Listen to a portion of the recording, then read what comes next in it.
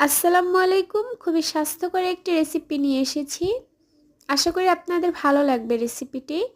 প্রথমে প্যান গরম করে তাতে পেঁয়াজ কুচি, রসুন কুচি এবং শুকনো মরিচ দিয়েছি। শুকনো মরিচটা মাঝখান থেকে কেটে নিয়েছি। এখন আমি এখানে চিংড়ি মাছ দিয়েছি, হলুদ দিয়েছি এবং লবণ দিয়েছি পরিমাণ মতো, দিয়ে ভালো করে নেড়েচেড়ে কিছুক্ষণ ভেজে নেব। এটা যখন ভাজা হয়ে আসবে তখন আমি এখানে কলমি শাক দিয়ে দেব। কলমি শাকটা কিন্তু সব জায়গাতেই পাওয়া যায়, বাজারে পাওয়া যায় এবং গ্রামগঞ্জে কিন্তু সব জায়গাতেই পাওয়া যায়।